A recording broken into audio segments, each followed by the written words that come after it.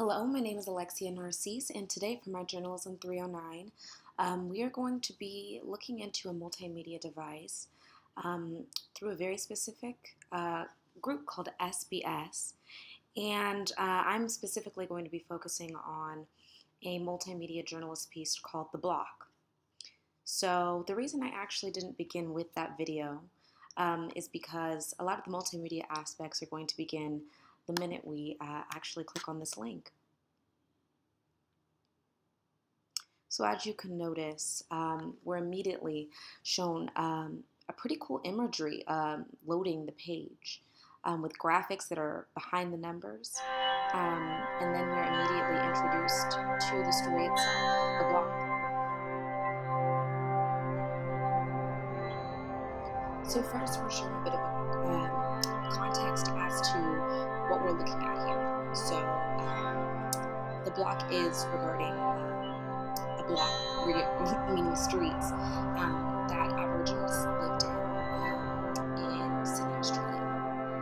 As you can see, the many accolades that this media piece has won.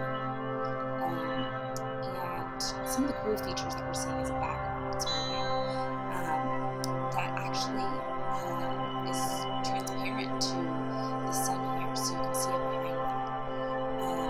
Sound features are able to be turned on and turned off, which is something that I really liked about this piece.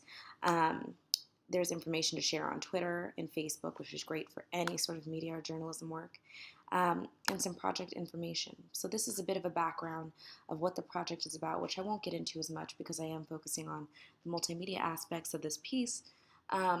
But you can see some credits and a bit of background information just as to what the story is about if you want to get some context before or after engaging in this. But I will say that a lot of the information that is in that quick summary is something that you will find when reading this. Before I start, I will say that there is a lot of audio and visual aspects, but a lot of interactive media. So we're actually going to begin now with sound abled. And you first start by clicking and entering onto this 8th Street, that they're not only making something that's a theoretical thing, but tangible. In the heart of Sydney lie 2 acres of land that symbolise struggle, tragedy, community and unity for Indigenous Australia. Born out of the Black Power movement and fuelled by the passion of activists, the block began with a handful of dilapidated houses, a group of reformed alcoholics and a grant from the Whitlam government. The block drew Aboriginal and Torres Strait Islanders from all over. Some came looking for work. Others, members of the stolen generations, came looking for their long-lost families.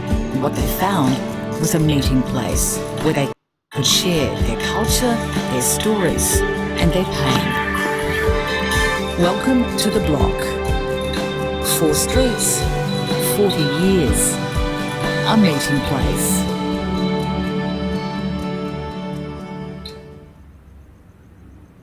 So Everleigh Street is the street that we're going to be looking into.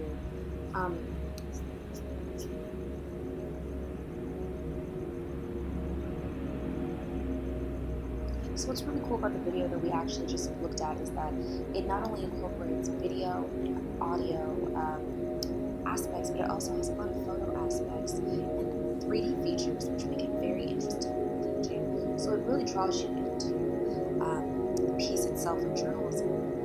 More specifically, we do pulling from the sky. You can kind of have an idea of what Everleigh Street would look like if you just dropped it and landed on it.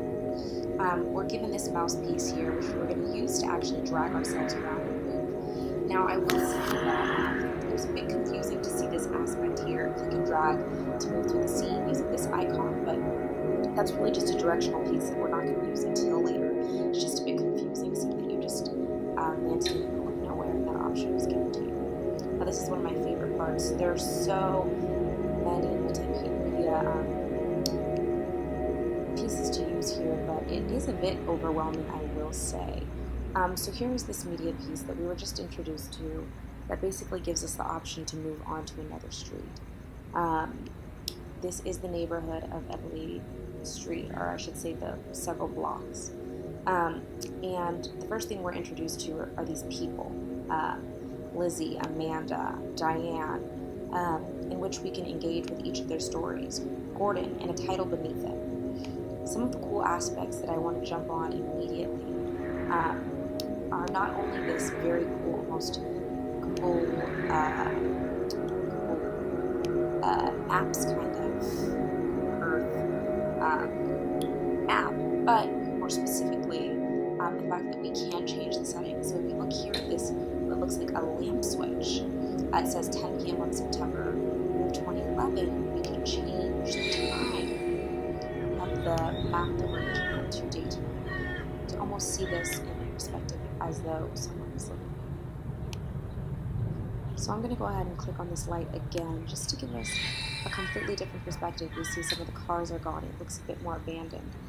This is a really cool audiovisual aspect that really lets users engage, whether it be the sounds that you're hearing, the lighting that make you feel as though you are a part of this. In addition, we are going to actually utilize this piece here. And just like Google Maps, we get to check out some streets in the area. We can continue to. Now, I found this a bit daunting just because you have to continue clicking to move further and further in the direction that you'd like to go in. And one of the really cool aspects about this feature is not only the fact that we can drag ourselves and move in circles to get a full 360-degree view of this area, but in addition, we are given the option of looking at a map. So when we click on this here, this is kind of going to give us the big bird's eye view with less distractions, a very simple format, almost as though a map that you would see in a building plan. And with that, we're able to click to engage in different streets that we would like to see. So we're still able to see some of these people, but what's even cooler is that we're able to see some of the aspects of their stories that we'd be able to engage in. So if you see here this small square, we get to look at photos. In this, we get to look at videos. So before I do engage with that, I'm going to click on this street here, Holden Street. We're going to go ahead and close the map, which we can utilize at the same time. So you kind of have a double, you try to double dip into whatever side you like most, or if you like both. And here on Holden Street, we're going to go ahead and click on a location. So here it looks like is a gym, which is titled the gym. And we can watch the history of this gym. We can also look at a loading gun.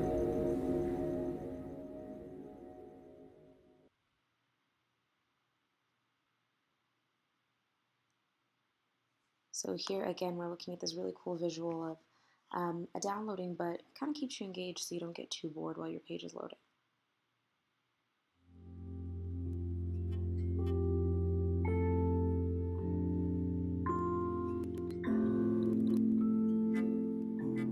So here we're introduced to almost a collage that moves on its own, but you also have the ability to navigate it.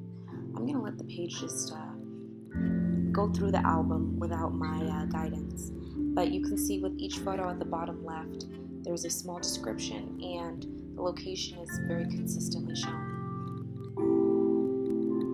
So you can slide through each of these on your own or click on them here in whatever way you feel more comfortable to load these.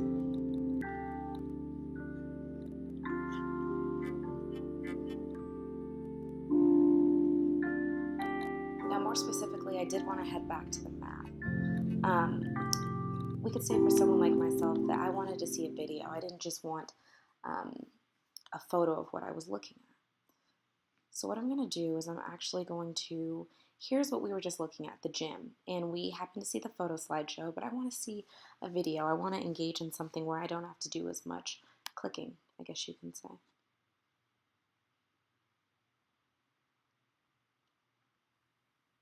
Here we're introduced to a timeline. Led by former boxing champion Tony Mundine, they opened a magnificent youth fitness and recreation center. Its aim, says Tony Mundine, is to keep the young people off the streets. The proposal for the center was initiated by the Aboriginal Housing Company. Its realization So is really mainly cool, the the video result of actually begins the minute you funding by get the here, but federal and state on the side you can look governments at this and drag bar where the you Sydney can City actually navigate Council. throughout this timeline of the area. They So a together lot of these interactive provided more aspects than kind of cross-gauge with one another. 160. So each of these pieces of the timeline generally hold a video. Some of them do hold photo collages as well, but what's even more interesting is that each of these videos correlates with a place on the map. So this website here to in an this extent gives you property two different forms of navigating information through a map and through a timeline. On this timeline, you are able to stop and go with these videos, and the bar featured below gives you the ability to fast forward to whatever point you seek, and similarly to play and pause it while still having some sort of visual what's on the bottom realm of the screen, so you're not completely cut off from that. person, but he was a revolutionary within the Catholic Church. He was just a very, very humble person. So a very cool aspect here. You can go throughout this timeline. You can look at different pieces and aspects of it. And if you want to look at a specific person, you can do that as well. Now I'm going to go back to where I was on the map. What I love about this is you're always being engaged in some way, whether it's with a photo or with something a bit more interactive. Now these two buttons are featured on every single screen that you pan into here. But the first one is discuss. And when you click discuss, you're introduced to 4 categories. A meeting place regarding the location itself. Civil rights and activism, which is a key and core element within what they're describing in this. The hardships of the community regarding substance abuse, crime, and tragedy.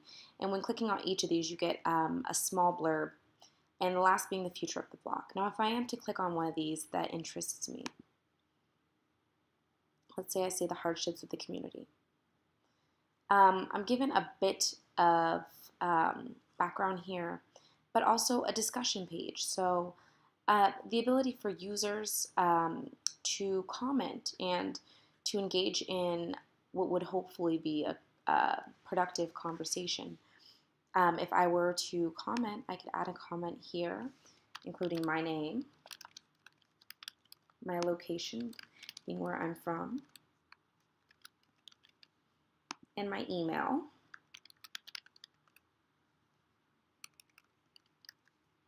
And I can begin to write a comment and engage with each of these individuals here in a discussion regarding the information that we're retaining. So a really cool aspect for people who not only would like to gain information in journalism, but also engage, but keeping us very excited with new forms of communication between the reader and the creator, and readers amongst readers as well.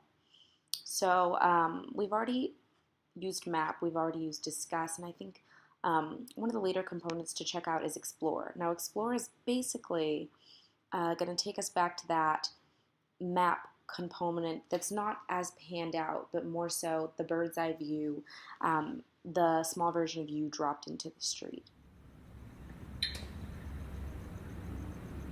So as you can see, we're here back on the street, and we still have that discussion option here, as well as that history timeline page. Now, I specifically would like to see a location, as well as engaging with some people. So I'm actually going to use the ground to come down here and check out the area. This railroad looks pretty cool.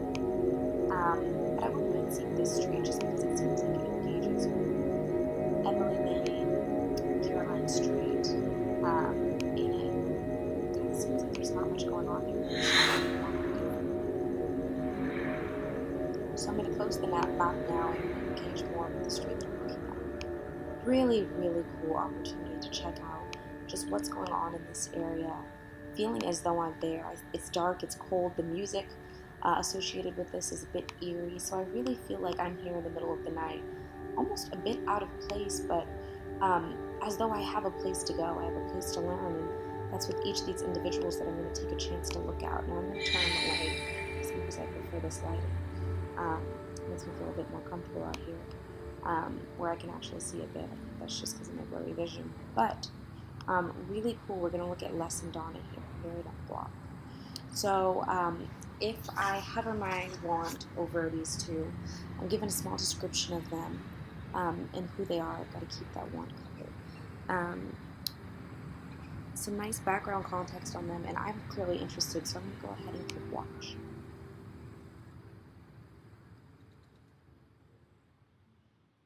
They have a nice dimming fade, but you still have the street in the background.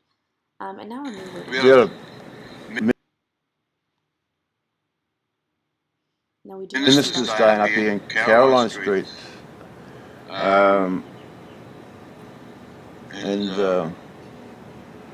We asked him, we spoke to him about getting married.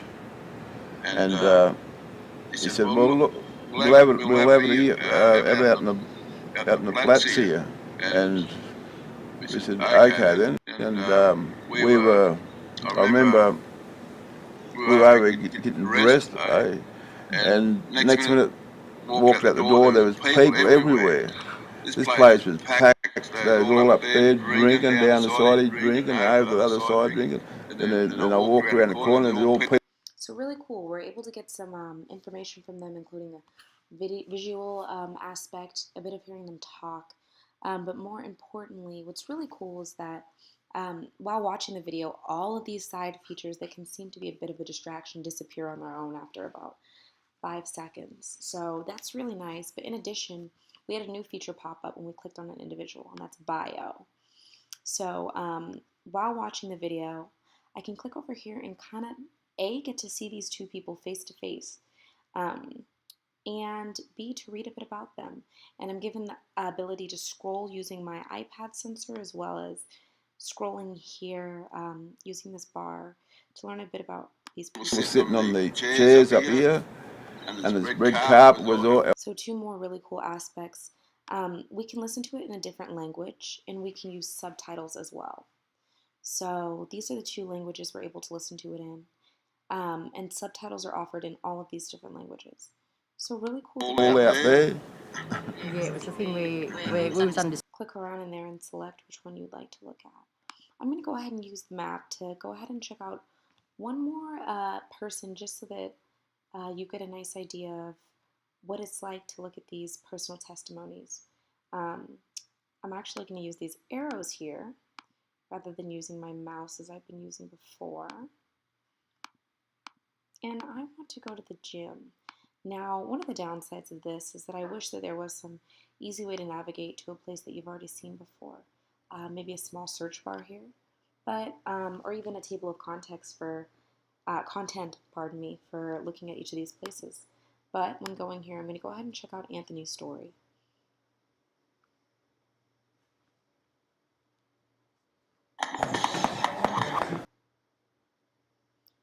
Once again, it's loading.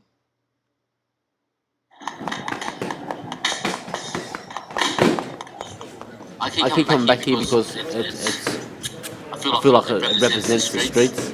You know what I mean? I could have easily went out and got my own gym, been away from what I think is real, but there's a sense of realness in here. Great memories. I remember opening, the grand opening of the gym. Obviously a lot of great. My dad sparred a few times here. Now, one of the really cool things about this video is that if you look at the bottom right corner while watching the video, whether it be history or bio, if someone refers to another person, if they're referring to a historical event that is featured in that timeline, it will pop up and remind you. This is eye-catching because I never really seen my dad fight up close until then. It's like all video games and arcades, coming here with my cousins and family and stuff. That was memorable.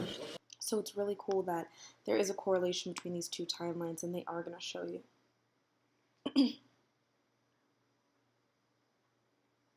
Now, as you can see, he was speaking of the gym in 1984. His video is actually here featured on the timeline. So really, really cool double dipping of information. I think the gym was a plan of, obviously for the community to try. So in general, this is basically what the page holds. I have listed out some of the pros and cons that I found with the specific video here. So some of the things that I liked about it are the colors and the mood that it created. As you can see here, this dark night, if we choose to engage with that, or this light, dull day. A lot of very mood-sensitive features. And this lamp switch, so adorable. Back to my notes of what I did like about it. The diversity of media forms. You can look at photos, you can look at videos, you can engage with people, you can look at locations, you can look at a timeline. So there's a lot of different media options. There's videos that are shown to you. The page merges using photos or interactive video. The personalization of the experience is pretty nice in that you can change whether it be night or day, that you can choose where you'd like to go on a map, that you can go to different places on the map yourself as though you're walking down the street, that you can give yourself a nice 360 view if you want to look at something specific or pan over to something. I did like the biographies as well. I felt that it gave the city a personality. It made it feel more home. There are multiple formats that you can receive information from. I really enjoyed that a lot. And there are many, many creative features, including that lamp, which I really can't stop talking about. It has a strong interactive nature, unlike certain forms of media. So I definitely saw this as a Tier 3 project, being that you can engage with it, you can watch videos, you can hear things. There's so many media aspects within this one project. And actually, coincidentally, here you can see the cameraman that was filming this, or at least a part of the camera crew. But really, really cool stuff going on here. Some of the things that I disliked, the loading time was definitely very inconvenient for anyone. Seeing that not only when you're looking at a video does it take a bit to load, but even when getting to this page, if I were to reset it now, it's going to jump from 0 to 48 to 100%. But this is something that I wish they could just clean up and make it a bit shorter. I also disliked feeling a bit trapped in that you're still kind of learning how to navigate this website and you don't know when it's going to end or when it's going to continue. So that was definitely a bit more difficult for me, at least, in the sense that I was really unsure as to whether there was more that I really hadn't discovered yet or if I had seen everything so far and I was just kind of feeling like I hadn't seen everything. And last but not least, in my dislikes list, being that it was a bit difficult to navigate. So I was really unsure of how to move around at first, but due to my prior knowledge of Google Maps, I was able to catch on fairly quickly. But there really are a lot of people that you can meet in this street or in these blocks, and there are so many interactive aspects that really aren't explained. You're just supposed to stumble upon them. But I think that a lot of this was done in a purposeful sense, regarding the fact that if you were to go to Everly Street yourself, you would not necessarily meet every person here. As it is the same experience when engaging into this little world here, I guess you can say. There's no way you're going to meet all these people. You have the ability to if you take the time to do it, but they're not all listed out. So, like I said, this is very similar to real life, and I think that maybe the people who made that did that on purpose, but I think that for my own purposes, I would have preferred to have a list of people well organized and a list of places, almost in like a table of contents, in which I could just click and go to a specific person or a specific place. But it is definitely very realistic, being that you'd have to go to a certain place to meet a certain person, and yeah, very cool. As for things that I would look for this website to improve, the loading time, that would definitely be an improvement I'd hope for. An explanation of how to navigate, an explanation of where you're going, and tying things together as how we here tied together the fact that these places correlate with the history, and the map correlates with what we're looking at in front of us. And last but not least, the final improvement that I would look for is an organized page for people without having to travel to their homes, which I think I've already expressed before. A nice table of content for really navigating this area without having to do it by foot. So that is my final review of The Block by SBS. Had a really great time on this website, and I look forward to seeing more work from the individuals who created this. So thanks.